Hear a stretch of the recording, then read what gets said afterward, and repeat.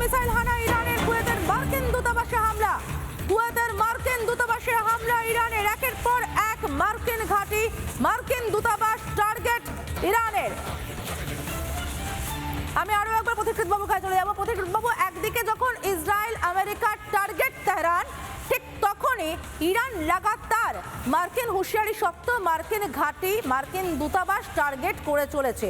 এর ফলশ্রুতি কি হতে পারে, কতদূর যেতে পারে?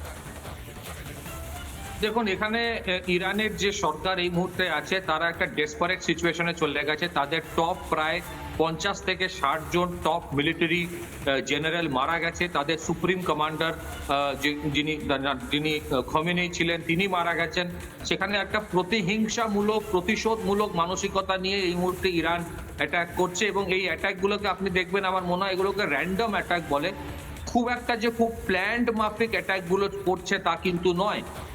অনেক জায়গাতে এই অ্যাটাকগুলো যে করছে তাদের একটা রাগ হচ্ছে আরব দেশগুলোর প্রতি, কারণ এখানে এই বেশিরভাগ জায়গাতে যেখানে এই যে আমেরিকার বেসগুলো আরব দেশগুলোতে আছে তার একটা মূলত কারণ ছিল কিন্তু এই প্রত্যেকটা দেশ ইরান সম্বন্ধে সবসময় ভীত সন্ত্রস্ত থাকতো, এবং এই যুদ্ধটা এই মুহূর্তে থামবে না।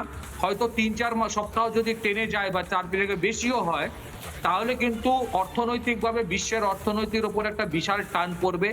আমেরিকার প্রেসিডেন্ট ট্রাম্পের পক্ষেও এটা খুব সহজ হবে না, কারণ তাদের নিজের দেশের মধ্যে এইটা নিয়ে কথা উঠতে শুরু করবে, অলরেডি কথা উঠেছে।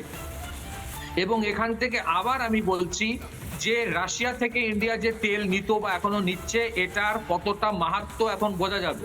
আজকে এই মিডল ইস্টে যদি এরকম সিচুয়েশন কন্টিনিউ হয়, যে যাই বলুক, ইন্ডিয়া আবার রাশিয়া থেকে আগের মতো করেই তেল নিতে বাধ্য হবে, কারণ তাছাড়া কোনো উপায় নেই।